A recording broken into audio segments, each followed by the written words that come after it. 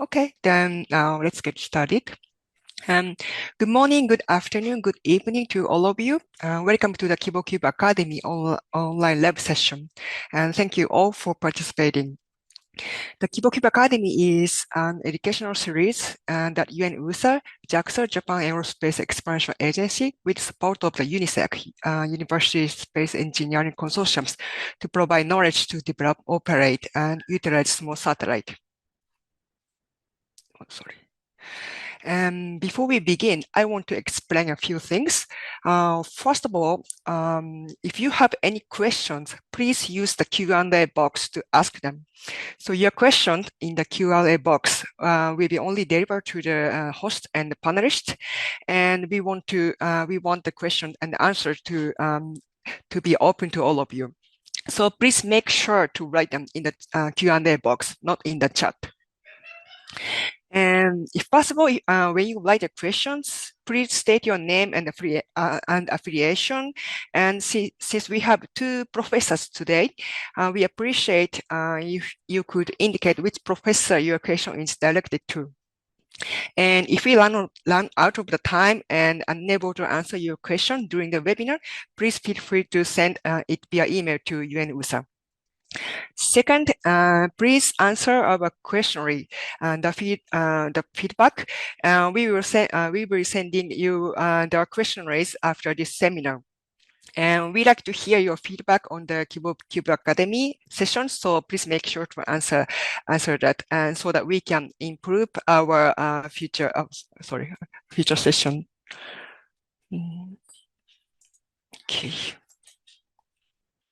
And third, if you are active on SNS, please use the hashtag access to space for all KiboCUBE Academy to follow, like, and share UNOOSA and JAXA to help us promote this event.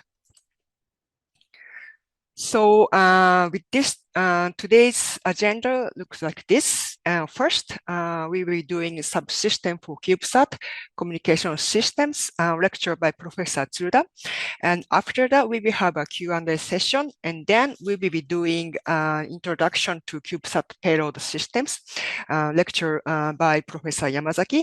And then we have a Q&A session again. So if you have any questions, please don't wait. You don't have to wait until the Q&A sessions. Keep putting your question in that Q&A box.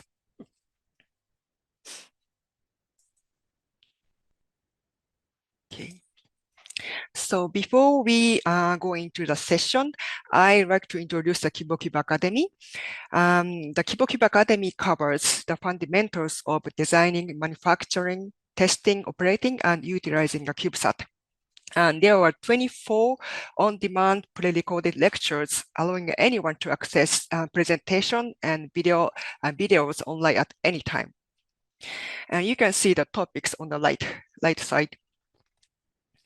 And last year, we held an on-site one-day workshop in South Africa using a CubeSat training to HEPSASat. And we got a very good positive feedback to the online workshop. So we are considering to have another workshop or new contents of the KiboCUBE Academy this year. So please stay tuned for our announcement for the next opportunities.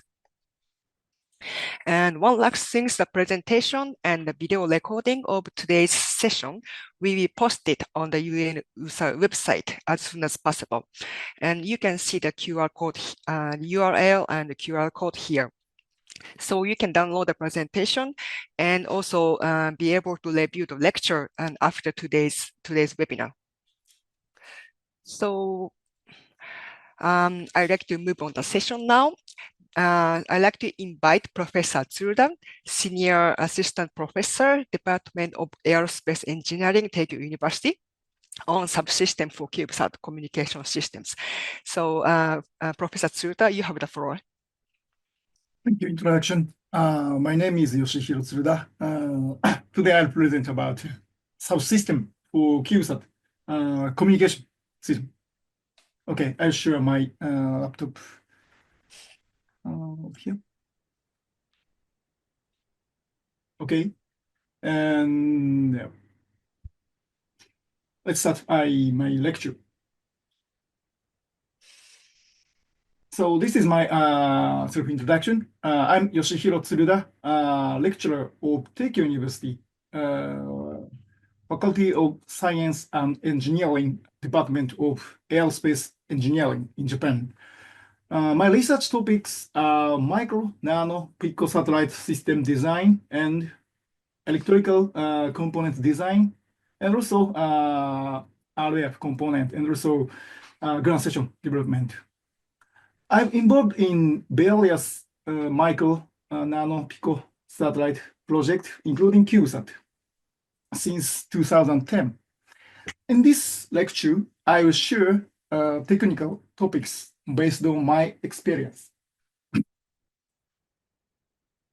This is today's contents.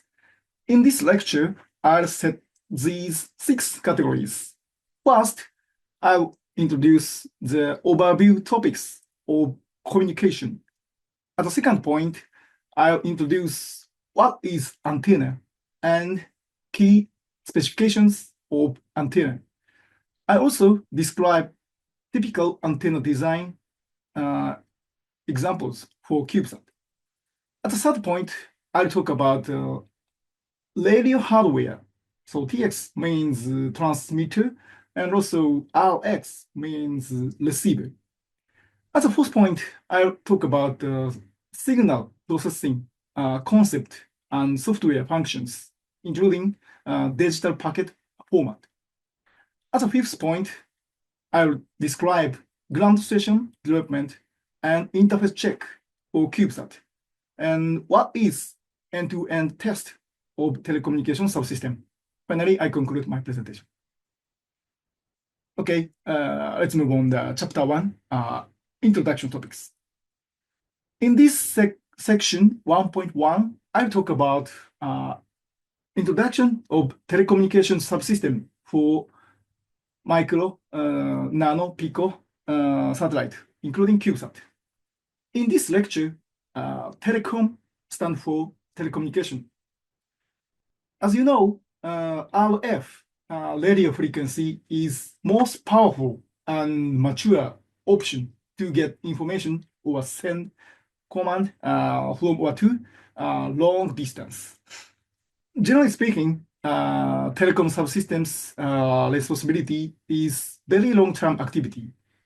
A satellite project starts from frequency coordination and radio license, radio station license coordination, and launches operation on orbit, then finish with sending RF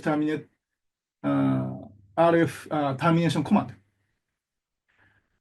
In the case of university project, like entry stage grade project, amateur frequency like UHF or VHF is most popular. Amateur radio satellite have very long history since 1961, named Oscar 1. Therefore, there are lots of practical know-how to develop a satellite, small satellite within limited sources. And then these heritages are also very useful for CubeSat development. If you face any development difficulties in your amateur radio mission, please actively release informations about your mission to the amateur radio community in your countries or in your regions. And the amateur radio community most support your project. On the contrary, experimental station like S-band or X-band tend to be used for matured project like Earth observation or science mission. To use S-band or X-band, generally parabola antenna facility is needed. So initial costs tend to be high. Therefore, in many cases, after accumulating some experiences in lower frequency band, like UHF or VHF, they upgraded to higher frequency band. if you can use some existing ground station facilities, the workload can be smaller. In some cases, amateur stations and experimental stations is installed on one satellite at the same time. But the scope of work must be separated based on the respective legal rules. In this section 1.2, I'll talk about telecom architecture example for CubeSat. Architecture means style and design of a building or buildings originally. This word is also applied for system engineering. System architecture means entire characteristics visualization of target system, including the number of components, the kind of components, the connection between components in the same case of telecom, signal flow and its properties. Graphic representations such as boxes and arrows often used to express system architecture. This diagram shows example of telecom architecture design. Yeah, this is them. In entry project phase, this kind of diagram is useful for better understanding and discussion among project members. As much as possible, the interfaces between elements should be represented in diagrams that make it easy to identify their boundary conditions, numbers, and types, and so on. These diagrams should be updated as the project progresses. And in this section 1.3, I'll talk about my key concepts for CubeSat telecommunication. Telecommunication objectives are categorized into four large groups. The first objective is to confirm the satellite survival, like beacon or CW model signal. This survival signal is fundamental, vital information like human heartbeat. Like Morse code, simple information can be sent adding on this survival signal. The second is to get telemetry, like digital packet data of housekeeping of satellite, like temperature, voltage, current, or status and attitude parameters. CCSDS in professional or commercial mission, AX.25 in amateur mission. As for CCSDS and AX.25, I'll describe later. Not only digital, but also analog signal, like voice or song, is also one of the options in amateur mission. The third is to control satellite, like change operational mode, start mission camera shooting, and registering the mission schedule. Basically, commanding is the starting point for the all action of satellite. Therefore, robust design of command sets is very important to mission success. The fourth is to get the distance information between the satellite to ground, generally called ranging function. The ranging is very important, especially for the deep space mission. In the case of LEO, low Earth orbit mission, GPS or GNSS based positioning is becoming popular in nowadays. Therefore, the CubeSat project do not need to be aware of their positioning by ranging unless there is a special reason. If you are planning to demonstrate a new concept of lensing, this objective is also an important point. This view graph summarizes primary design process for telecommunication. Step 1 is identify requirements. Orbit type, data amount of update period should be organized in and coordinated with satellite system engineers and launch interface providers. Step 2 is select frequency. Here, CubeSat project must make the first big decision about frequency, amateur radio or experimental or commercial. If the same frequency can be used continuously in the series mission, the workload in this step will be relatively easy. The CubeSat project may experience largest workload about frequency allocation process for the first mission. The frequency allocation process consists of international coordination and domestic coordination. In international coordination, the CubeSat project must contact to ITU, International Telecommunication Union, and or IARU, International Amateur Radio Union. Domestic ministry or domestic organization like local bureau of telecommunications will support your frequency allocation process. Please contact them as early as possible. Step 3 is select and design hardware and like antenna and transmitter and receivers. After fixed the frequency plan, you can start considering about RF hardware.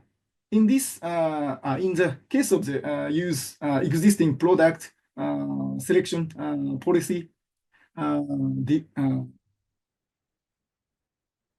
selection policy definition is needed. You may look for products by asking experienced people. However, it's important to define your own selection policies in advance. Which parameters will be critical to your mission and which parameters will be relatively flexible. Parameters organizing is important in the case of making by yourselves too. Not only RF front-end performance, but also system interface, like digital signal, mechanical interface must be checked enough. Some projects have been reworked due to inconsistency in the interface with OBC, onboard computer, at flight mode phase. Step 4 is select data protocol. In the case of the use existing products, software functions related to data protocol may be installed initially. If you design and implement RF hardware by yourself, the CubeSat project must be understand the protocol in detail. If you want to communicate with your own CubeSat on one-to-one basis only with your own ground station equipment, you do not necessarily need to use standard protocol. If you want your CubeSat signal to receive by amateur radio operators all over the world or used by the commercial ground station service, you must apply standard data packet protocol for your CubeSat. Step 5 is identify link budget or link margin. The objective of this analysis is to confirm how much the received signal strengths afford. This affordance is usually called as link budget or link margin. The largest factor that attenuation the RF strength is distance, as you know. In other factors is following coordinations are also important. Antenna gain, pattern, and positioning, noise temperature in CubeSat, and so on. Various parameters organized on spreadsheet. The link margin will be calculated for each telecommunication link, like uplink number 1, uplink number 2, downlink number 1, downlink number 2, finally. This analysis result must be submitted for ITU or IARU or domestic ministry or domestic organization during frequency allocation process. This design loop is rarely completed in one trial. Therefore, iteration is needed until all interface coordination required satisfied. This view graph shows coordination priority for the reasonably reliable design and implementation.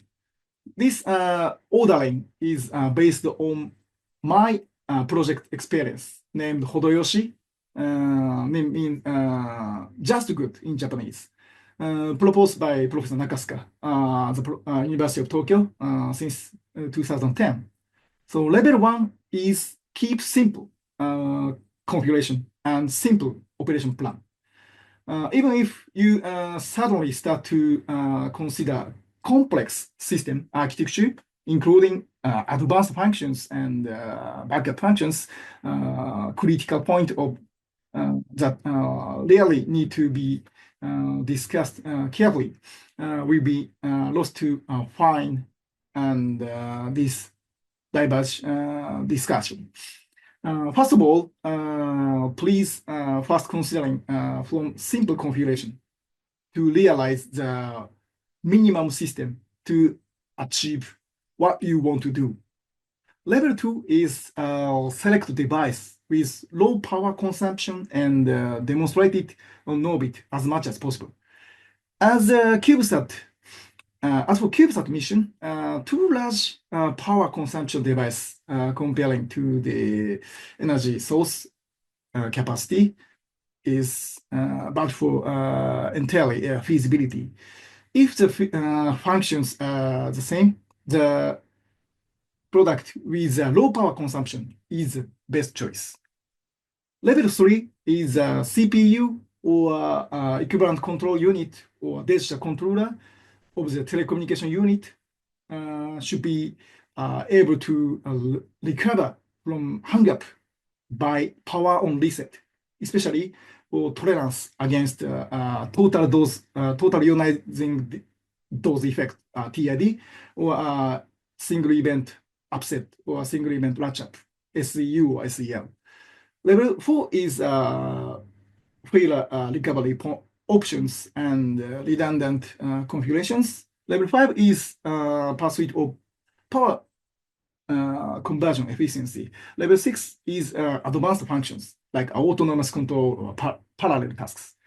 After upper level design and verification was considered enough, move on the next step. This is a very important recommendation, the first mission designer. Okay. As a last topic of chapter 1, I emphasize the importance of frequency selection again. All design key features and consistency depend on which frequency used. Frequency allocation is most important and the first action to kick off satellite project. Lower frequency, like VHF or UHF, is well demonstrated.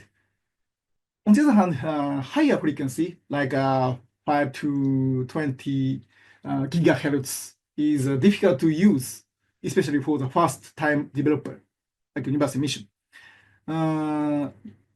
New possible option is specified low power radio station, like LoRa, which is a kind of LPWA, low power wide area protocol.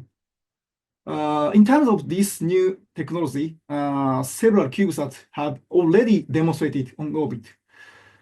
In the future, new space data link options are expected to be defined based on these state-of-the-art telecommunication technologies.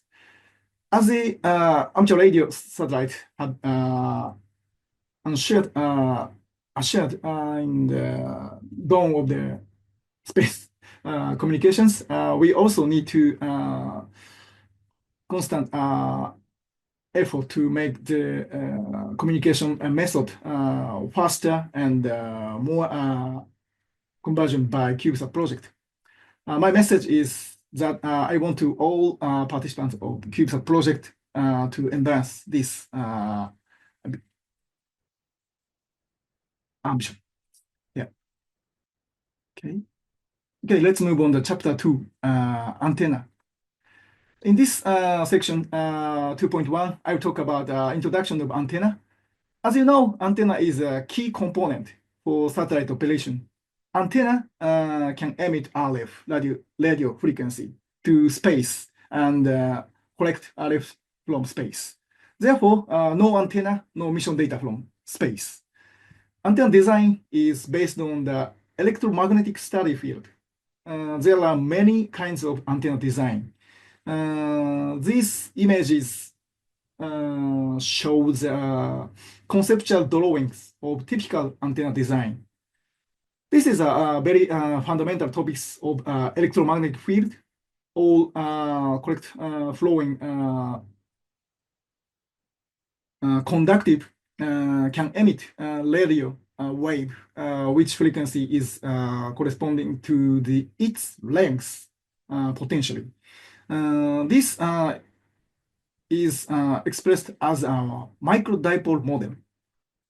Please remember that tiny copper line on PCB is always emitting RF signal. Antenna performance is affected by the following: length, material, shape, combination of multiple antennas, so arraying, and also relationship to ground plane. In this section 2.2, I will talk about major characteristics of antenna. Usually, antenna gain is expressed in unit of dBi. Here, dB is abbreviation of decimal, which means unit for logarithmic scale, representation of magnification. In case of considering RF signal intensity, since dealing with very small decimal numbers like 0.000001 logarithm. So in the case of this many their case, logarithmic scale is useful. The subscript I of dBi stand for the isotropic antenna. Additional important characteristic of antenna is antenna pattern. Briefly speaking, it's wide or narrow of antenna available range. In an antenna pattern, HPBW, so half power beam width, unit is degree, is the angle between the half power point of the peak direction of antenna gain and the peak direction. As shown in this conceptual image, the antenna gain and the antenna beam width are the relationship of trade-off. EIRP, effective isotropic radiated power, is hypothetical power that would have to be related by an isotropic antenna to give the same signal strength as the actual source antenna in the direction of the antenna's strongest beam. Z over T, antenna gain not to noise temperature, is figure of merit in the characterization of antenna performance. Z is antenna gain and described at receive frequency, and large T is the equivalent noise temperature of the receiving system in kelvins. The fact that noise is expressed in terms of temperature may make surprise to newcomer. However, it's useful to remember this concept that the higher the temperature, the greater the noise radiation from the object, and conversely, the smaller temperature, the smaller the noise. As for the VSWR, voltage standing wave ratio, and polarization, I'll describe later. From a viewpoint of physical condition of antenna, which type should be selected, deployable or non-deployable, is also a very important point for CubeSat design. This is one of the most critical decision of CubeSat mission success. Major doubtful reason of CubeSat dead on arrival might be antenna deployment failure. In the non-deployed state of the antenna, the performance of RF transmitting is few expected to nominal deployed condition. Okay, in this view graph, I'll talk about design and testing of typical antenna. I'll show the most fundamental design of monopole and dipole for CubeSat. In terms of material, thin ribbon steel tend to be selected for antenna element to store inside envelope of CubeSat by bending. Adjustable parameter is its length, width, and thickness. The length is the most important factor for performance. One side is free end, and the power feed point and mechanical interface are located on the other side. The center wire of coaxial cable is attached to this power feed point of antenna element by soldering or spot welding. In the case of monopole, the outer shield of coaxial cable is attached to ground. In the case of dipole, the outer shield of coaxial cable is attached the other paired antenna element. Monopole antenna and dipole antenna have the characteristic of linear polarization, which means that electric field oscillating direction is kept same plane. And contrasting the previous page, I will introduce the possible antenna design for CubeSat. This view graph shows the conceptual image of turnstile antenna for CubeSat. Turnstile antenna consists of 4 antenna elements, which have same length position every 90 degrees. In the other word, this antenna is a set of 2 dipole antennas. Therefore, it can be called a cross dipole antenna. The properties of signal element are as same as the dipole case. The advantages of this antenna is that omnidirectional radiation pattern is easy to realize. For this purpose, the input RF power is fed to 4 antenna element by changing the phase every 90 degree, like 0 degree plus 90 degree plus 180 degree and plus 270 degree. And this feeding is realized by the changing the coaxial cable length or micro strip line length corresponding to every phase of antenna.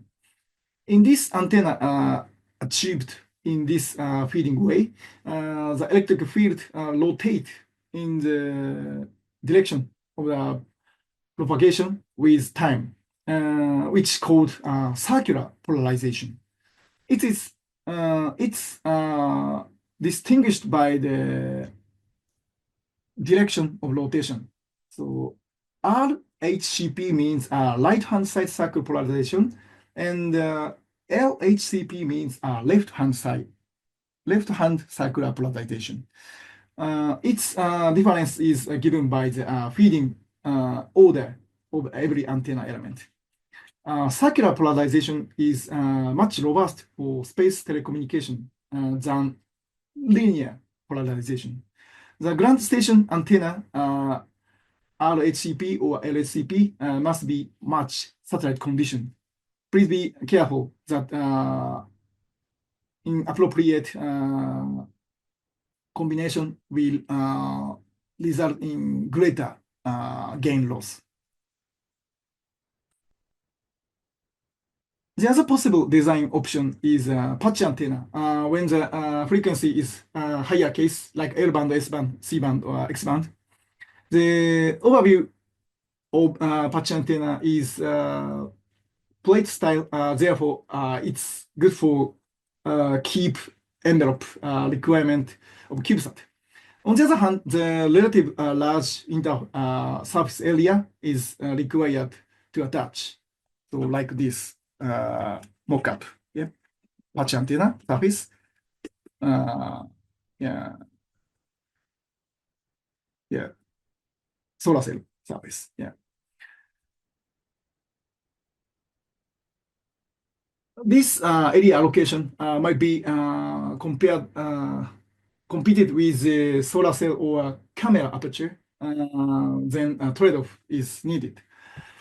This figure shows conceptual images of patch antenna, and this picture shows product examples made by our student using laboratory in-house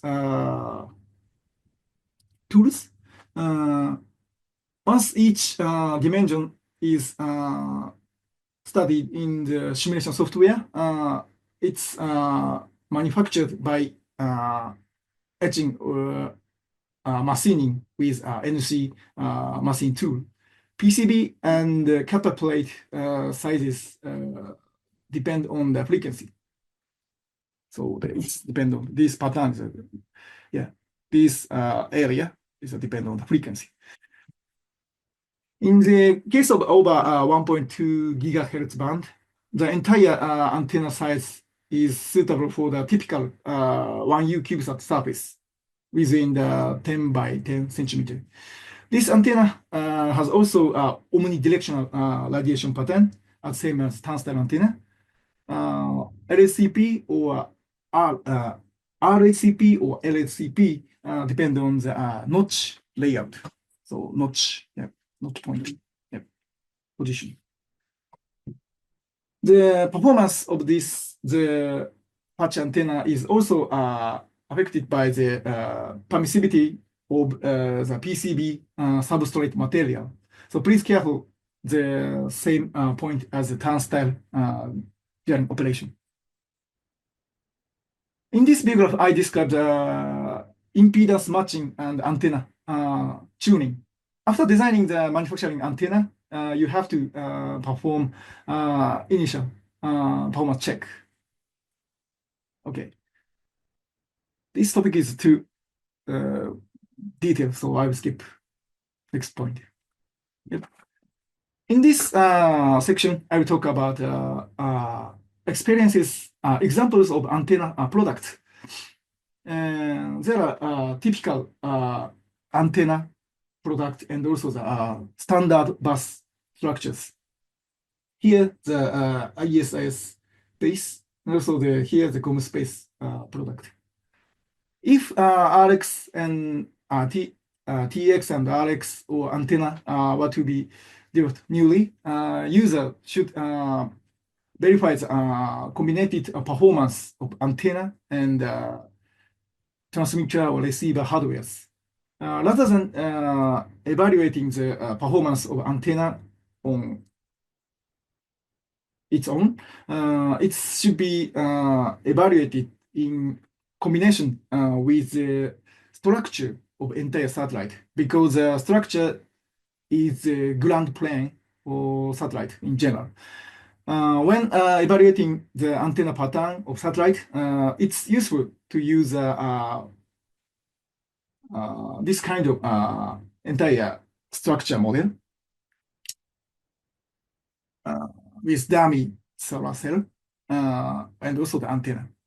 Therefore, it's very reasonable to create a structure frame, solar panels, and also antenna is standard kit. Yep. Okay, let's move. I have no time. Okay, let's move on quickly. And in this section, I've briefly introduced about radio hardware general architectures. Yeah, major functions are following. So the RF power amplify, frequency conversion, and also the modulation or demodulation, and baseband signal processing. Make or buy decision is also important. In the case of make, for mature project, you have to consider these aspects. In the case of buy decision, CubeSat kit often including packaged entire system within with antenna and also structure and transmitter and receiver hardware. Yep. And this view graph shows major characteristics of radio hardware. So there are many aspects of the hardwares, like transmit power, frequency suitability, and bit rate, and the modulation method, and also power efficiency in the case of transmitter. On the other hand, sensitivity or RSSI, so received signal strength intensity in the case of receiver. And in this view graph, I briefly talk about design and testing of radio hardware. Yeah. This conceptual drawing shows important point of RF component design and implementation. In the case of RF component, we need to identify each element's dimension or length. Yeah, it's very important. And also clearance between the circuit board or IC and aluminum box, yeah, areas. Okay, let's move on next topic. Yeah, in this graph shows examples of the existing available radio hardware informations. Yeah, please access this useful website. Not only this website, you can find many existing components nowadays. Yep. Okay, and let's move on to the next topic. Chapter 4, signal processing and software functions. So in this view graph, I briefly summarized the introduction of signal processing and software functions. How to add information, 0 or 1 bit pattern on RF signals. So this is a conceptual drawing of this digital to analog conversion information. There are various methods, usually called AM or ASK. So amplitude shift keying. So by using amplitude changing, and frequency changing, FM or FSK. So frequency shift keying. So by using the different frequency, so changing. And also the phase changing, usually called PM or PSK, so the phase shift keying. So so phase change timing represent 1 or 0 bit pattern. And here, I'll briefly introduce the typical modulation method. There are lots of abbreviations, PQM, PCM, PPM, like this. And also the BPSK, so biphase shift keying, QPSK, quadruple phase shift keying, GMSK, Gaussian filtered minimal shift keying, like this. In the case of amateur radio AX.25 protocol, generally speaking, AFSK, so audio frequency shift keying, 1200 bps is relatively popular. And also the GMSK, 9600 bps is also second popular option. Okay, and here the brief introduction about signal processing. This is based on the OSI model, so open systems interconnection models. Yeah, this categorization is very popular in the field of information technology. Yeah, physical layer, data link layer, network layer, like this. Yeah. Okay, and here is a very important view graph. So I will introduce about major protocol for CubeSat communication. So here, amateur radio AX.25. Yeah, this is format definition. And also CSP, so CubeSat Space Protocol, developed by the amateur radio previous mission from Aalborg University in 2008. And also the CCSDS space packet. So this is for mainly for the professional mission, agency mission or commercial mission. So please check these data format pattern. Okay. Oh, I'm no time. Okay, let's move on. Last topic. In this chapter, I briefly introduce about ground station development. Yep. This view graph shows our Teikyo University case. So in our campus, amateur radio Yagi antenna facilities and also the parabola antenna facility for S or C or X band frequency. Yeah, this is a skyline measurement result of our antenna facility. And this big graph shows our test activity by using the engineering model of satellite. This is an example of our previous satellite mission named TeikyoSat in 2021.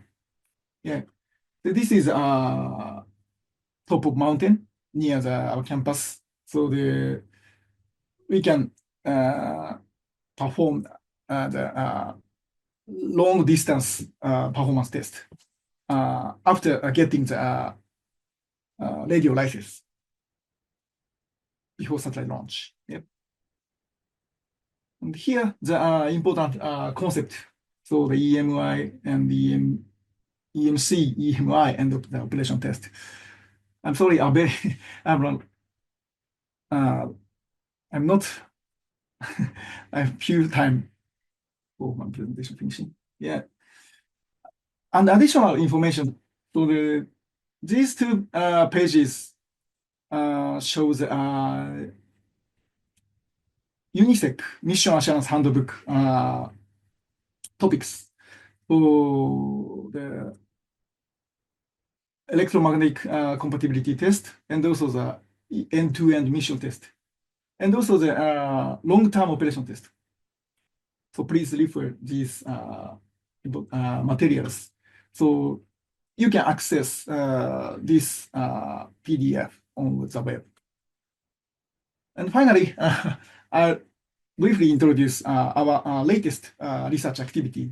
In our laboratory, now developing a new concept of deployable helical antenna for CubeSat. And this is a prototype for the test model. And also now we are developing the deploying model like this. Yeah. Sorry, I have to finish my presentation. Yeah, conclusion. Yeah, this is my presentation. Sorry, I'm over my time. Thank you very much. Thank you very much, Professor Tsuruda, for the very detailed presentation and lecture on the CubeSat communication systems. So I'd like to mention that today's presentation will be uploaded on the UNOOSA website soon, so you can refer to that later.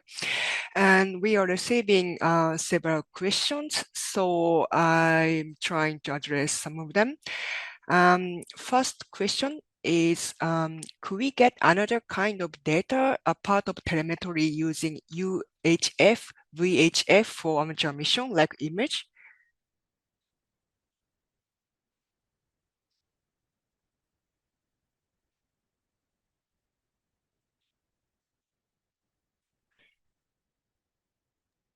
Oh, sorry, I want to watch a QA box. Yeah. Sorry. The first question. First question. Could we get another kind of data, a part of telemetry using UHF, VHF for amateur mission, like image? Oh, very important. Yeah. Thank you very much. Very good question. So, yeah.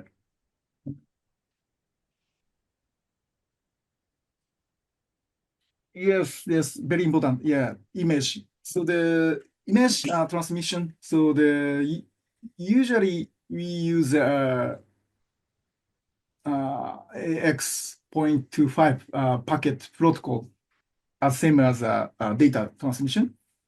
And sorry, just a moment. So I check my presentation. Right.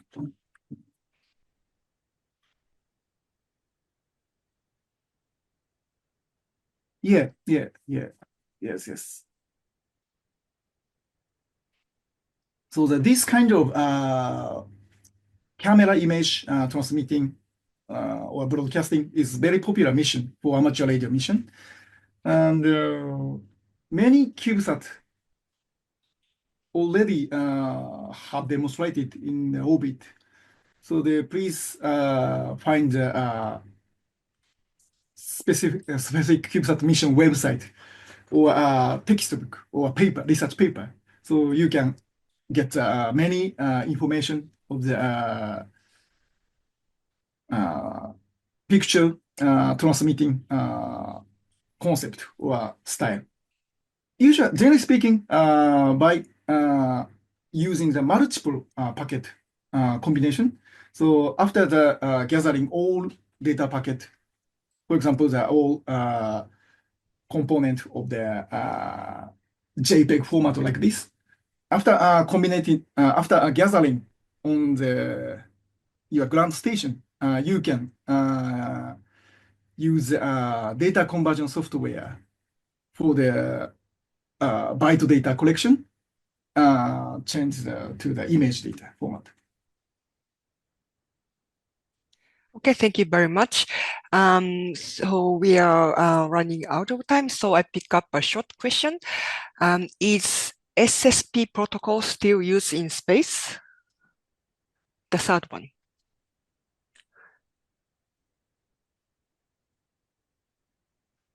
Yeah, SSP. Yeah, sorry, this is might be old information. So I have to check the current status, but at least 8 or 6 years ago, all used for the university mission. But nowadays, AX.25 is most popular.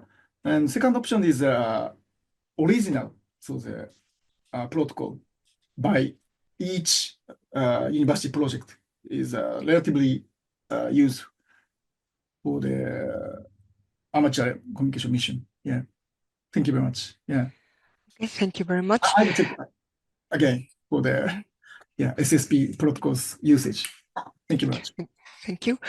Next question is which LoRa or LoRaWAN is better for space communication? Oh, yeah, very important point. Yeah, so this is very important point for the state-of-the-art technology in the 2024 because this is a very there are lots of hardware options. Yeah, existing communication module and also the reasonable antenna module. But I'm not familiar with the usage of this state of unit, but several universities and also several startup company already used in the space mission. But careful point is RF using rule, international rule or domestic rule is very important point aspect. So if you want to use this kind of new protocol like LoRa or LoRaWAN, please check the state-of-the-art report or state-of-the-art research papers. Sorry. Thank you very much. Thank you very much. Okay, so the next question is why is length considered the most important parameters for antenna performance? Oh, thank you very much. It's also a good point. Generally speaking, this is a very typical kappa rod. The length correspond to the radio waves oscillating property. Yeah. So usually, generally speaking, this antenna rod length correspond to the wavelengths of RF signal. Yeah. In the case of UHF, so that means like roughly 70 centimeter. In the case of 430 megahertz. Yeah. Please check the textbook of the radio frequency. Thank you very much. So we are running out of time, so we will move on to the second lecture. And we hope to come back to the remaining questions at the end, or some of the questions will be answered in the Q&A box. And so if you have any questions, please use the Q&A box to ask your question. Okay, so now we would like to move to the next lecture, the second lecture on the introduction to CubeSat payload system will be given by Professor Yamazaki, Associate Professor, Department of Aerospace Engineering of Nihon University. So Professor Yamazaki, you have the floor. Okay. Can you watch my presentation? Yes. Okay. Thank you. Okay, hello. This is KiboCUBE Academy live session, lecture 2. Introduction to CubeSat payload system. My name is Masahiko Yamazaki. Now, I'm briefly introduce myself first. I'm an associate professor at the Department of Aerospace Engineering, Nihon University in Japan. And I have been studying space deployable structure, especially membrane deployable structure, like this figure. and also developing small spacecraft. I have worked on CubeSat from 1U educational CubeSat to 3U technology demonstration CubeSat. And currently, we are developing 6U CubeSat, 6U size CubeSat satellite for science mission. And I also developed a hands-on educational satellite kit called HeptaSat. Now, let's start my lecture about the payload. So here is an overview of this presentation. I will start with payload for CubeSat. What is payload of the CubeSat? And next, I briefly introduce about the CubeSats and CubeSat systems. Next, I will explain about the types of payload system and example of CubeSat mission payloads. Finally, conclude my presentation. I think to develop payload system, it is important to know the overview of CubeSat and the CubeSat systems. So let's move on to the first chapter of my lecture. The first chapter is the introduction to payload for CubeSat.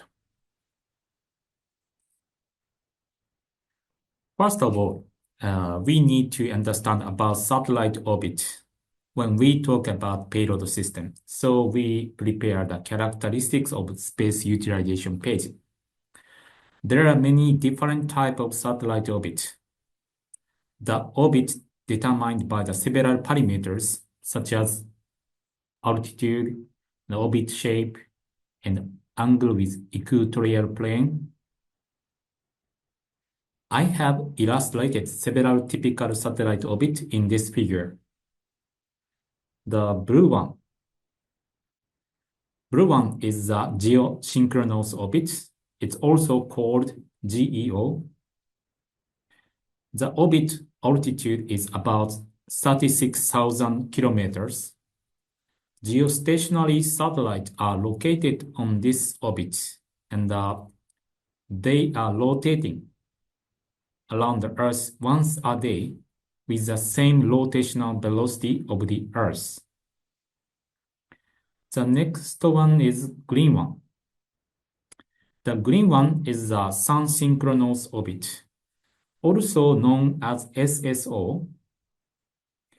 An SSO is a kind of polar orbit and flies over the north and the south pole regions. Together with the effect of the Earth's rotation, satellite in SSO have a chance to fly over most of the place on the Earth. This is the main characteristics, I think. Moreover, the sun direction relative to this SSO is constant throughout the year. So you have the same illumination condition on the observing Earth's surface. Therefore, this orbit is suitable for Earth observation. Next one is ISS, the red orbit. That red orbit is the ISS orbit. The orbit is tilted with an inclination angle of about 51.6 degrees. The altitude is about 400 kilometers. Because the orbit altitude is low, the ISS orbit also belongs to low Earth orbit, or also known as LEO. Satellite released from the ISS will also follow a similar orbit as the ISS. So it is very important orbit, I think, for you. Unlike the SSO, the sun illumination condition of the ISS orbit changes with the time. So you need to consider several important effects on your satellite, such as power generation and thermal control, thermal conditions. So a CubeSat orbiting the Earth can cover a wide area on the Earth. It means that it has a global accessibility. So CubeSat orbiting in a high inclination orbit can cover a large geographical area. A higher orbit provide a wider field of view, and the lower orbits provide a higher ground resolutions. This global accessibility feature can be utilized for Earth observation, communications, environmental measurements, and so on. For Earth observation, you can conduct periodic, frequent observation of ground area under the satellite orbit. For the communication, you can have a communication contact with ground station in the visible area. For the environmental measurements, you can measure the space environments such as magnetic field, radiations, etc. This unique environment provided by the space, including microgravity, vacuum, high radiation, ultraviolet radiations, low and high temperatures, and the presence of atomic oxygen and plasma can be used for a variety of experiments in earth science, material science, and bioscience, and medical science. On the previous slide, I talked about the characteristics of space utilization and the CubeSat mission capabilities. The payload is the part of a CubeSat system that carries out its mission. The bus is a part of the CubeSat system designed to survive in the space environment. In this slide, you can see the two examples, 3U satellite and 1U satellite. 3U satellite called S-Cube and 1U satellite called SEAS-2. In the case of the 3U CubeSat example, 1U is assigned for the payload instrument. 2U is assigned for the satellite bus system. In the case of the 1U satellite, SEAS-2, payload and bus system are mixed.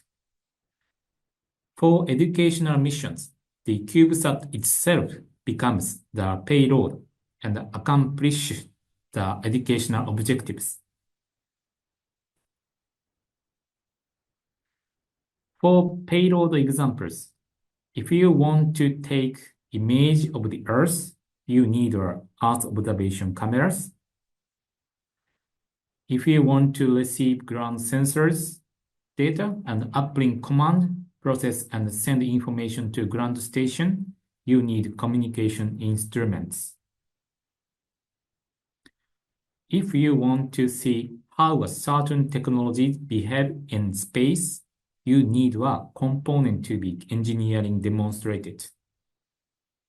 We call the technology demonstration satellite. These necessary components are the payload. So the payload is the central element in accomplishing the missions. To design, develop, and operate CubeSat and payloads, it is very important to know the life cycle of CubeSat. This is the typical mission life cycle. CubeSat has a design and development phases, and the launch and the orbit insertion phases, and the operation phases.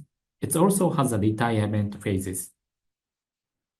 Each phase has a different requirements and the constraints. These requirements and the constraints need to be clarified to make the payload and the satellite. For example, during launch, there are vibrations, shock, and launch accelerations. In orbit, there are conditions such as solar radiation, thermal radiation, and high vacuum. the payload and the CubeSat design must really meet all requirements and constraints across the entire life cycle. This is very important. So, payload is not the only element of CubeSat that makes the mission possible. The functions of the satellite system can be categorized into the several subsystems to meet all requirements and constraints of the CubeSat life cycle. They are the power control system, communication system, command and data handling system, structure and mechanism system, thermal control system, attitude and orbit control system. This slide attempts to explain the relationship between CubeSat subsystems, which are closely related to each other. And I have put the payload system in the middle on the top of all the subsystems. I wanted to emphasize that the payload is representing your satellite mission objective, and all the subsystems exist to fulfill the required functionalities to achieve the mission objectives with the payload. Also, all subsystems except the payload system are denoted as the satellite bus system, with the payload being the passenger among the other subsystems of the bus. So, it is important to understand the CubeSat life cycle and the CubeSat operational environment in order to identify the requirements and the constraints associated with the payload, which will clarify the required functions. So let's move on to the second part of the lecture, Introduction to CubeSat. I will briefly introduce CubeSat itself. A CubeSat must conform to specific criteria that control factors such as its shape, size, and weight. This affects resources such as size and power available for payload. So it is very important to know the CubeSat itself. The specific standard like this constraints for CubeSat help reduce cost of the developing cost. 1U CubeSat is a 10 centimeter cube with a mass of approximately 1 to 1.33 kilogram, 10 by 10 by 113.5 millimeter. So, a 1U CubeSat is a 10 centimeter cubic. The dimension in the rail direction, this direction, is a bit longer than the 10 centimeter as illustrated in this figure. There are several sizes of the CubeSat. 1U, 2U, 3U, 6U. It also includes a wide 6U. CubeSat come in several sizes, which are based on the standard CubeSat unit called 1U. There are several size satellite, 1U, 3U, 2U, 6U. This one is wide 6U. Some standards are available by using the internet. I have attached one, the GEM Payload Accommodation Handbook, Volume 8, released by the JAXA. I think this is the most important and relevant document for you when you apply for the launch opportunity through KiboCUBE Academy. Among the possible form factor of CubeSat, the 1U CubeSat in particular is an ideal platform for learning the engineering skill and technology essential for satellite development and operation as a first step. This slide shows the exterior and interior of the 1U and the 3U CubeSat, including their component. There are bus systems, including communication subsystem, electrical power supply subsystem, and command and data handling subsystem. There are payload sensors, camera, and extendable booms, and deployable membranes.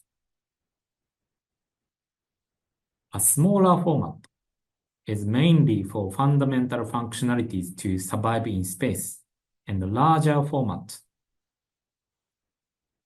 are required for the mission which require larger sensors and the components, accurate attitude control, and a large amount of data transfer. So it depends on the situation. You need to choose the size of the satellite. And this slide describes the CubeSat orbit deployer. This is one of the elements of the CubeSat system, I think. The deployer is the interface between the CubeSat and the Kibo, or launch vehicle. The deployer provides attachment to Kibo, or launch vehicle, release it into orbit at the appropriate time. At the time of release, an electrical signal is sent to the CubeSat deployer from the launch vehicle or Kibo. The door is open. The CubeSat is released into the orbit in that directions. Kibo provides options of JSOT in 3 different forms: 3U, long 6U, and wide 6U. The CubeSat orbit deployer is configured to meet the CubeSat standard.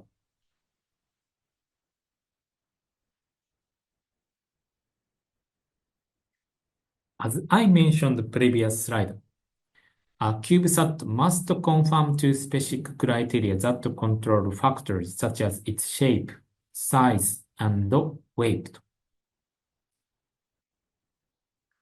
The equipment cannot be mounted outside of the CubeSat orbit deployer envelope. The electrical power must be turned off before orbit insertion and turned on after insertion.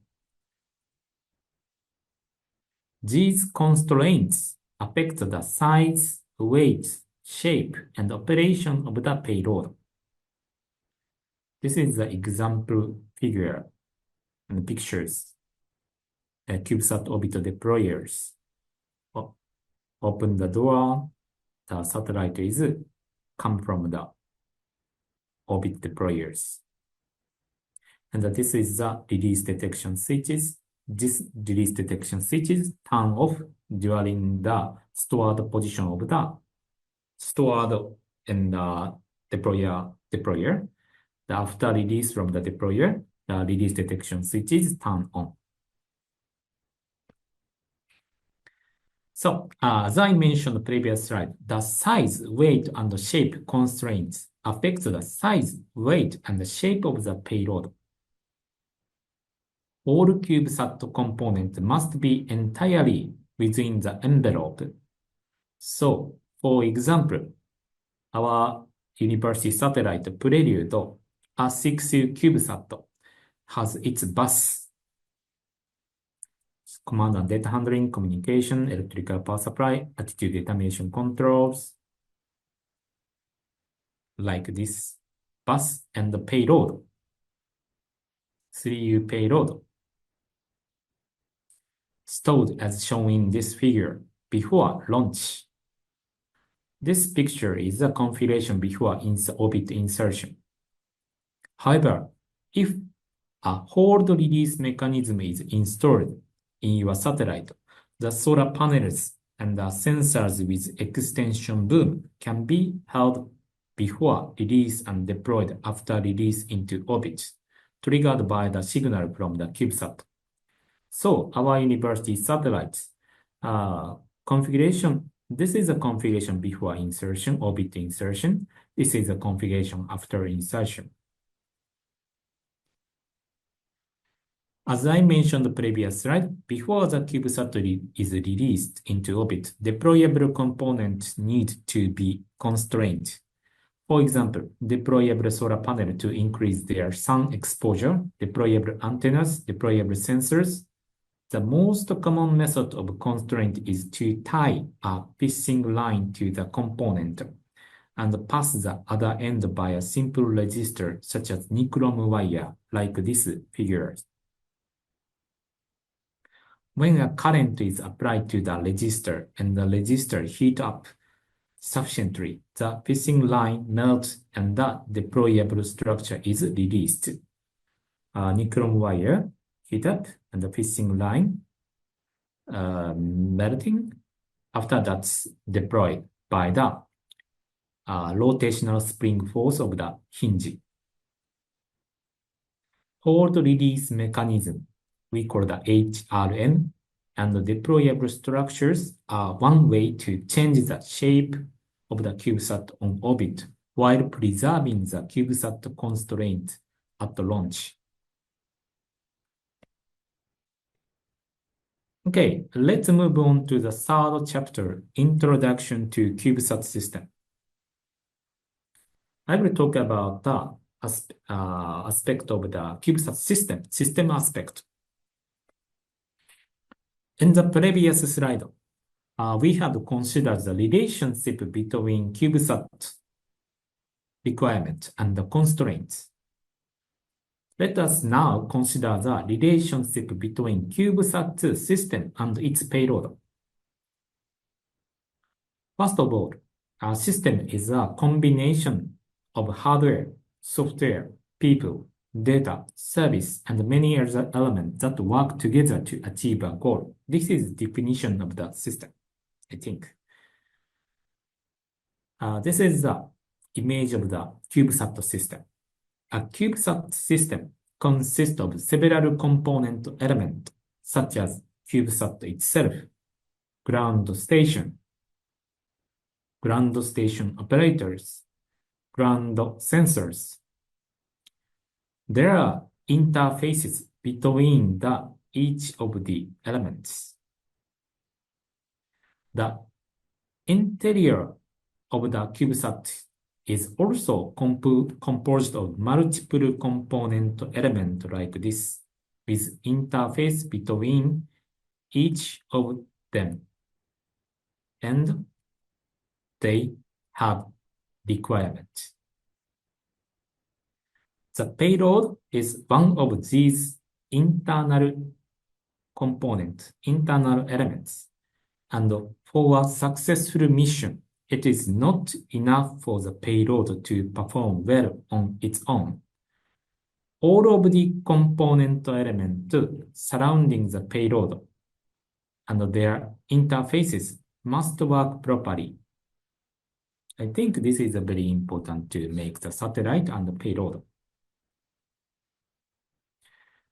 I will say it again and again. The CubeSat system consists of payload and bus system. The CubeSat bus system can be divided into several subsystems. For example, power control, communication, command and data handling, structures, thermal control, attitude control, and orbit control. Payloads do not operate by themselves, but rather demonstrate their capabilities in combination with other onboard hardware, software, and interfaces. As shown in this figure, the proper operation of CubeSat is not only dependent on the payload, but also on the proper operation of the other component in the satellite system. For example, if you need a specific payload sensor data, you need to transmit a command to the satellite. The satellite receives the command from the ground station by using the receiving antenna and receivers. After that, communication computer sent the received command to the command and data handling onboard computer. Command and data handling subsystem transmit the command to the actuator and the payload to control the satellite attitude for the mission. After that, sensor is measuring. After that, onboard computer get the measured sensor data or camera data, experiment data from the payload.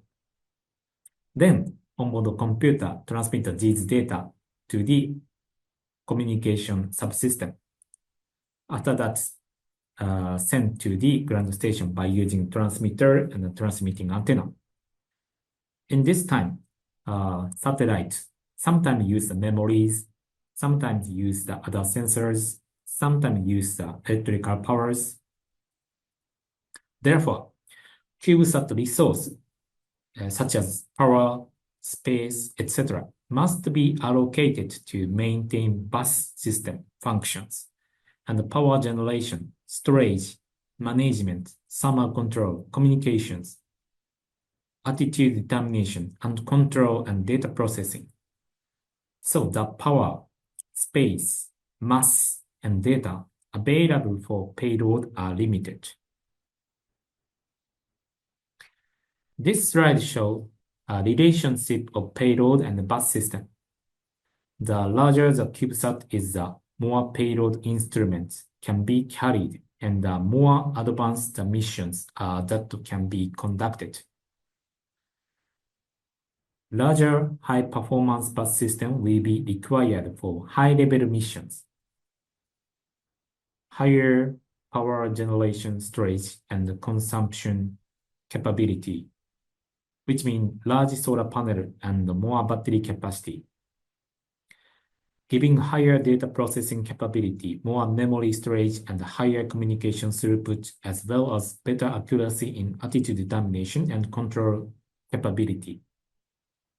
The size of the CubeSat for each mission shall be carefully selected based on the difficulty level of mission objective and the complexity of the requirement on the payload instruments. The larger and the more complex the system is, the more effort will be required for system integration, because number of elements and number of interfaces are increased. It is recommended that the interface between the payload and the bus system is clearly defined and kept as simple as possible, so that they can be developed in parallel. Doing so will shorten the entire development and verification time schedule. So let's move on to the fourth topic, type of payload systems and example of CubeSat mission. In this chapter, I will explain about several type of payload and CubeSat mission. This slide shows an example of major CubeSat mission, and for example, Earth observation, such as optical, hyperspectral, multispectral, panchromatic. And the next, communication, unidirectional, two-way communication, etc. The next is meteoroid measurement. The fourth is an experiment inside the CubeSat, such as material experiments. Next is in-situ space environment measurements, such as magnetic field, electrical field. Finally, I will show the example of the technology demonstration, such as deployment mechanism and advanced technology, new sensors, electromagnetic tethers, like that. Today, I'd like to introduce you to 6 of these examples in the following slides. The first example is the Earth observation. The satellite is in orbit to observe something that is on Earth. For examples, constructions, humidity levels, amount of vegetation, detecting spills into the sea, disasters, etc. Each of these missions requires a different type of camera, such as resolution and wavelengths. Regarding resolution, the higher the resolution, the more detailed the images. but the larger the size of the camera and the satellite. Regarding the wavelengths, there are optical, hyperspectral, multispectral, panchromatic cameras, etc. The difference between them is the type of the observation that is made and the wavelength band of the light you want to capture. This is the 1U CubeSat Psi-4. It was implemented with an Earth observation camera system and a 1,200 bit per second communication system to capture and downlink Earth photo. This is the way of the Psi-4's mission. Capture as many photos as possible, and the only photo which have Earth image were stored and downlinked. 1,200 bps communication speed required 3 to 4 days to downlink one photo. And Psi-4 also included a technology demonstration mission to realize CubeSat bus functions for a certain period. Satellite bus system functioning in itself is a good mission if it is your first project. The second example is communication mission.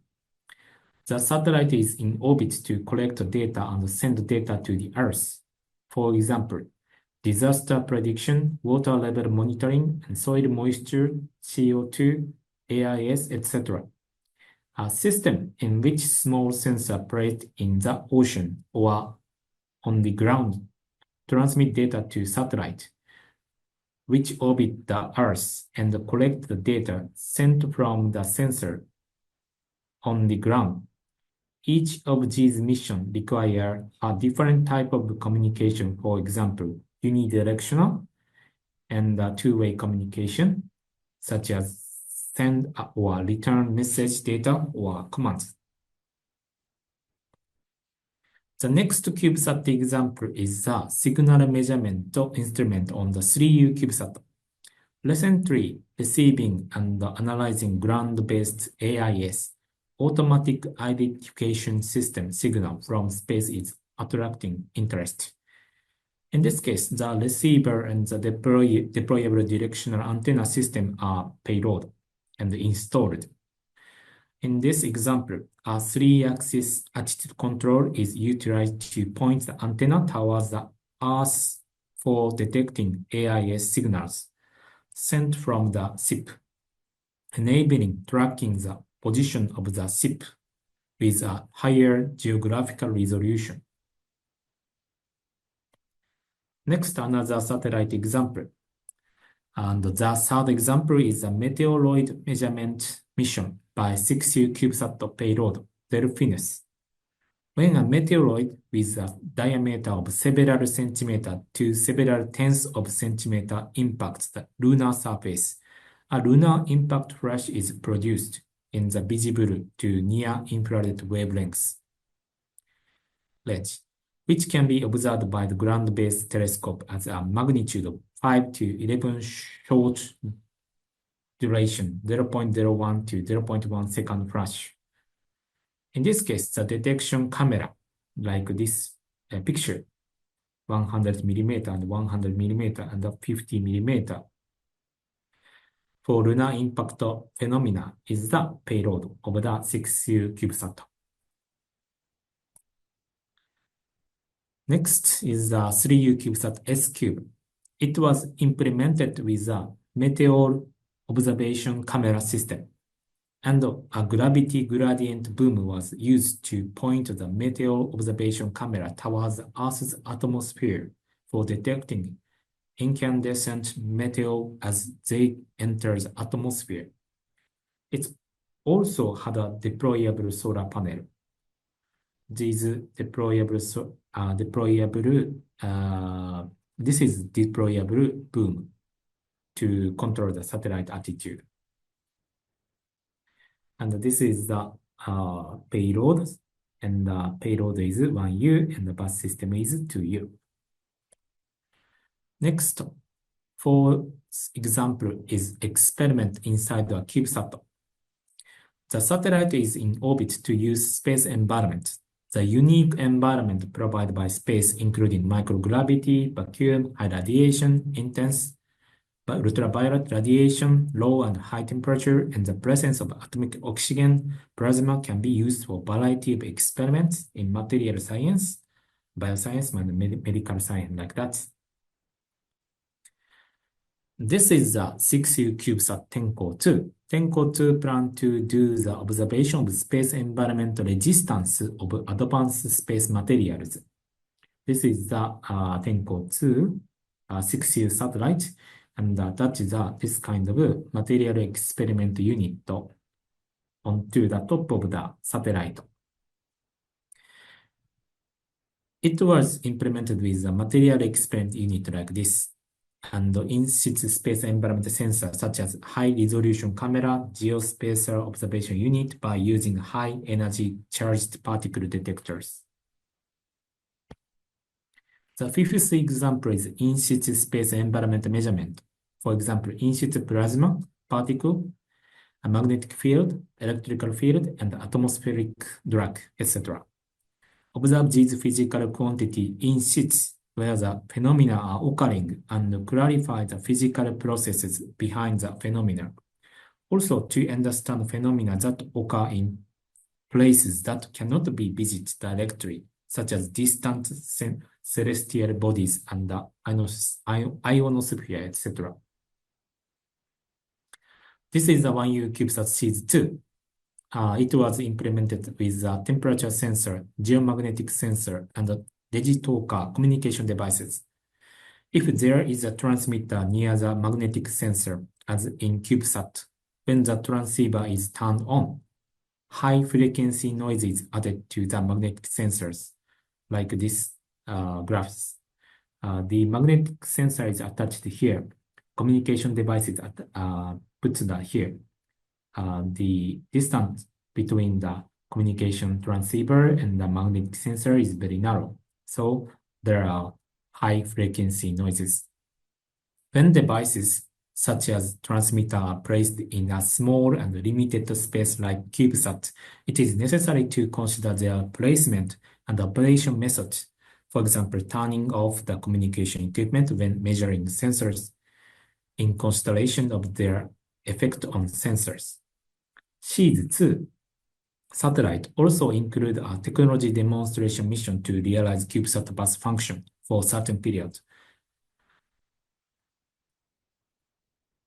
The next CubeSat example is the electric field intensity measurement from the potential difference between two probes on the 6U CubeSat Prelude.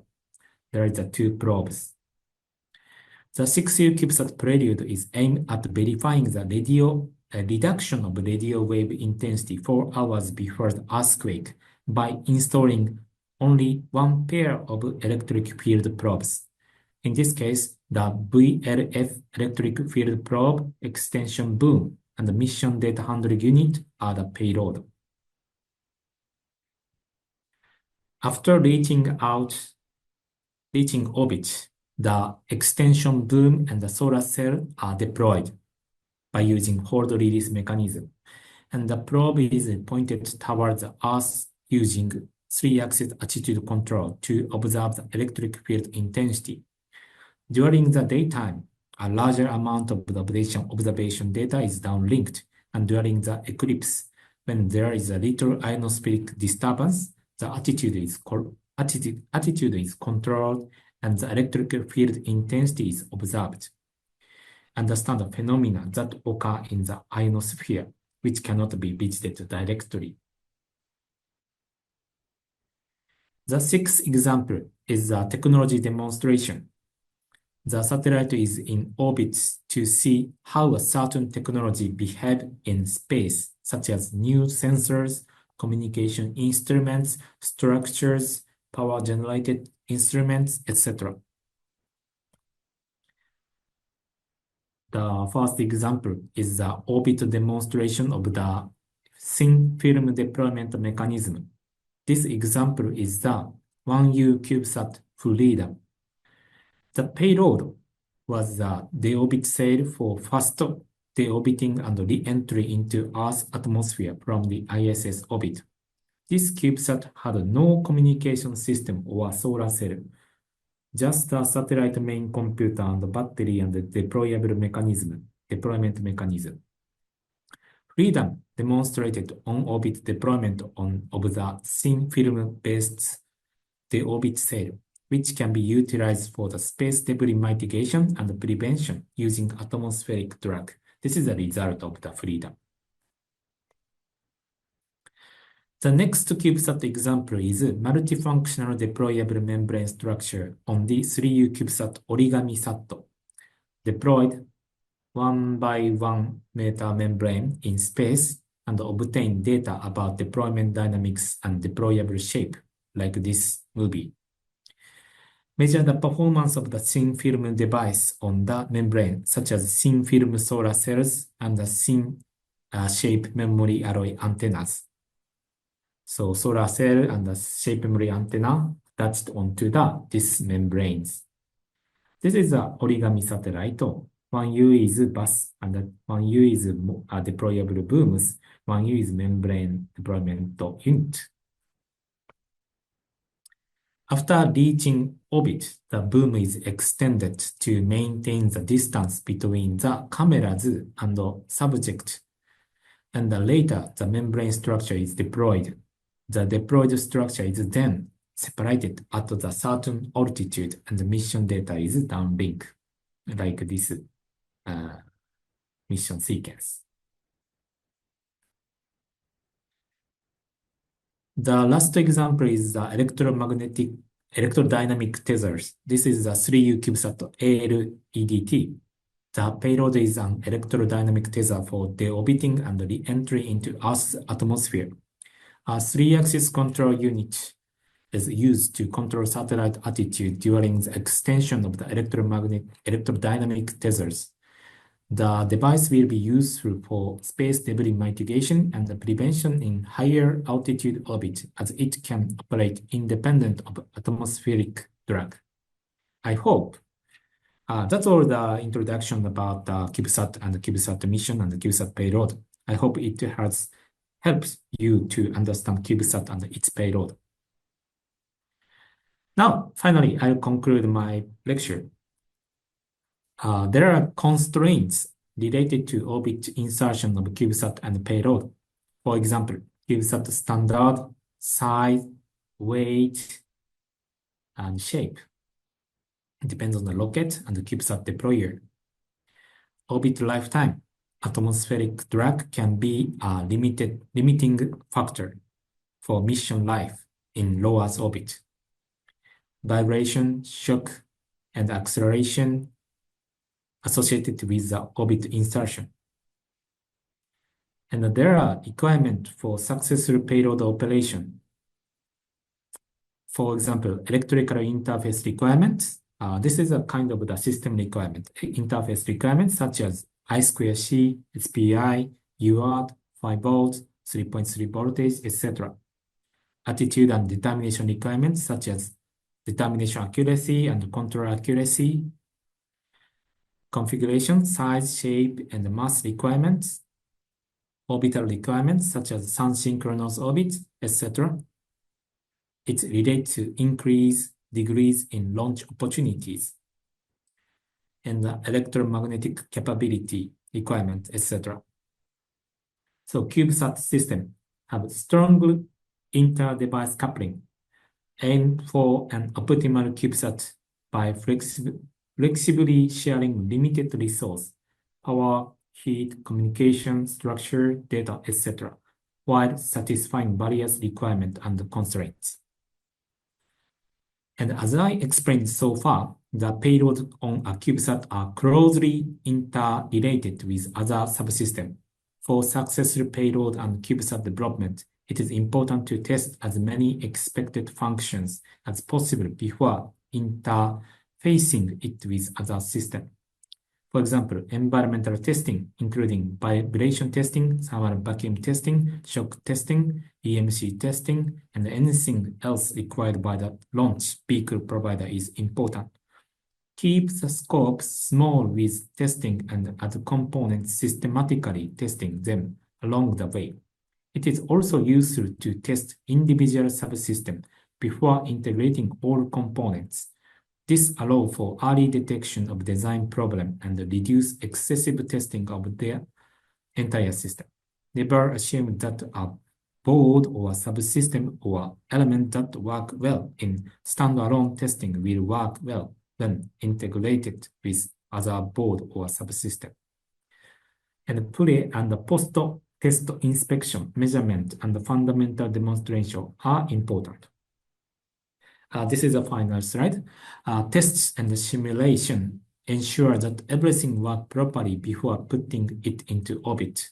For example, structural analysis, attitude and orbit analysis, thermal analysis, electricity analysis, etc. Structural analysis for checking whether the structural requirement for payload are met. Attitude analysis for check whether the attitude and orbit requirements are for payload are met. Thermal analysis for check whether the thermal requirements for payload are met. Is the design really capable of meeting all the requirements and constraints? This is very important, I think. I have been talking about some things again and again. The CubeSat payload should be designed with careful consideration of the requirement and the constraints emerging from the entire CubeSat system life cycle. That's all my presentation. I'd like to finish my lecture today. Thank you very much for your attention. Thank you very much, Professor Yamazaki, for the lecture on the introduction to CubeSat payload system. And so we are getting questions, so I will start addressing them. The first question is, can a CubeSat be placed on a geosynchronized orbit as a communication satellite? Wait a moment, I want to check the Q&A. Yes. Could you tell me the time? Yeah, 1:16. 1:16. Oh.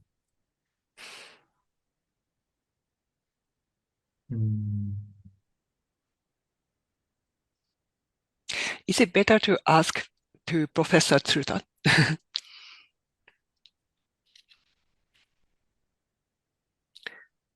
Can a CubeSat be placed on a GEO as a communication satellite?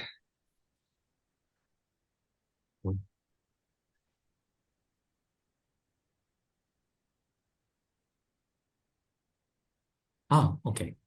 Okay.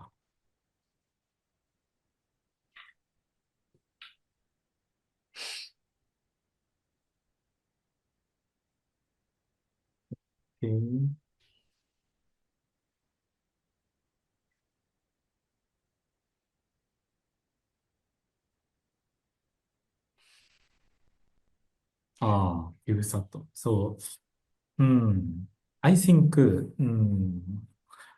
for the future, it can, I think. But now, there are several should tackle the problems that I already mentioned the previous my presentation. The CubeSat resource is very low, very less power and size, spaces. So if we develop the new type of high efficient devices to overcome these problems, you can put down CubeSat in geosynchronous orbit. I think that is my answer. Thank you very much. So the next question, wait.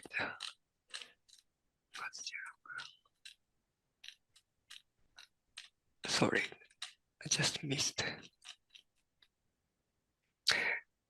Okay, the next question is, which is better modulation of components within each U of a 6U CubeSat, or designing on components to fit the 6U envelope?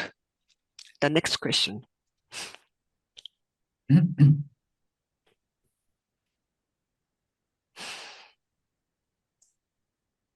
Okay.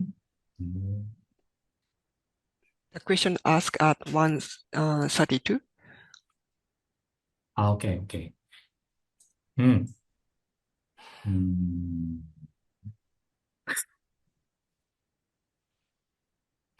Do you have any idea, Professor Tsuruda? Oh yeah, this is very useful aspect, very important point for the next generation the state-of-the-art system design by using the CubeSat form factor. Yeah, in my opinion, it's better to at first design the mission module itself. After that, apply for the which satellite bus for 1U or for 2U or 3U. This is a general design flow. But recently, the several universities or several laboratories start to the specific mission module, like a 1U mission module or 0.5U mission module is a very important aspect. Yeah. How about Yamazaki Sensei's opinion? That's my opinion. The CubeSat is less resource, so I think it is very important to use the system optimization insight or aspect. So in the case of CubeSat, I like to design the system optimization design way. That is just my opinion. But for the future satellite mission, this kind of modularized 1U or 2U, 1.5U component is very important way of thinking. Okay, thank you very much. Okay, next question is asked at 1:50. Are there CubeSat that carry biological payloads? For example, cells, microbes, small organisms that have been sent in the past and or are currently in space? Do you know about that? Wait a moment, which question? 1:50. Biological mission. So this is Yeah, biological payloads. So yeah. I think Actually, Tsuruda, Professor Tsuruda. In the Teikyo University, in the past, we launched two microsatellites, TeikyoSat 3, TeikyoSat 4. These two microsatellites has a biological in situ observation module, pressurized tank, 30 kilogram class and also the 50 kilogram class. Now we are planning CubeSat mission by considering the miniaturize this kind of pressurized tank and also the microscope module with my student. Yeah. And also the NASA and ESA already had the bio module in space by using the CubeSat form factor, like 3U or 6U mission. In 2022, BioSentinel by NASA, Ames Research Center, was launched into the lunar orbit, as same as Eclipse mission, as mentioned, Professor Yamazaki's lecture. Yeah.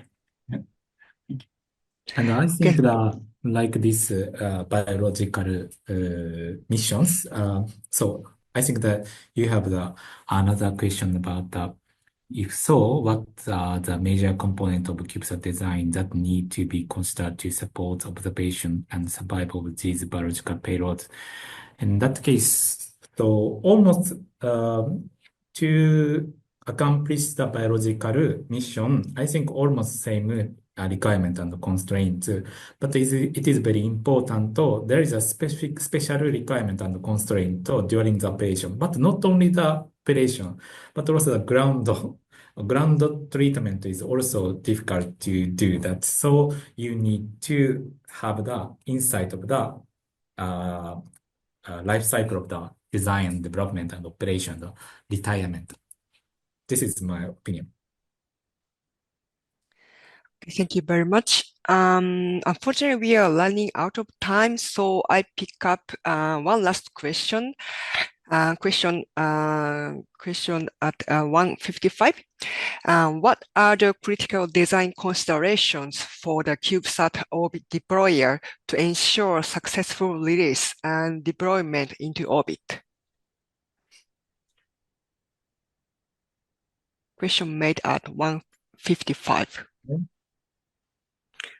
What are the critical design considerations for CubeSat orbit deployer to ensure? So this is a question about the deployer. Question about deployer. Or the CubeSat side to ensure the successful release. Actually, I have experience to make the CubeSat orbit deployer, so I can explain a little bit. The very important point is the interface between the CubeSat and orbit deployers. Especially CubeSat rail is very important. I have models. And yeah, this CubeSat rail is very important point of the CubeSat and CubeSat orbit deployer interfaces. So to make carefully to meet the requirement of the CubeSat's requirements. This is very important. Okay, thank you very much. And one last thing, we received a question about KiboCUBE launching opportunity and the program of providing opportunity to develop 1U CubeSat and deploy it from the Japanese experiment module Kibo of the International Space Station. And we are currently considering opening the new round or new call of KiboCUBE. So we will announce the new opportunity once it's ready, hopefully sometime soon. So please stay tuned for our announcement for the next opportunity. So thank you, Professor Tsuruda and Professor Yamazaki. I would like to thank both professors for their very detailed presentation and for answering the question from the participant. And as I mentioned, their presentations will be online soon. So please download them and have a good look again. And the webinar is recorded, and I will try to put it up as soon as possible so you can review the recording. And if you have more questions coming later, please feel free to ask to UNOOSA. So I show you the last slide. Okay, so here is our address, UNOOSA access to space at un.org. So we will collect all the questions and try to answer your questions. So after we will also share the questions we receive during the session and their answer later on the UNOOSA website. So please review the Q&A document later on. Okay, so thank you very much for engaging with us. Again, we will have KiboCUBE Academy webinars and or on-site workshop coming up this year. So we really hope that you will keep coming and attending these sessions. And we would like to hear your feedback, so please answer the questionnaire form. We will be sending you the URL for the questionnaire form soon. So thank you very much again, and we will see you in another session of KiboCUBE Academy. Thank you, everyone. Have a nice day. Thank you.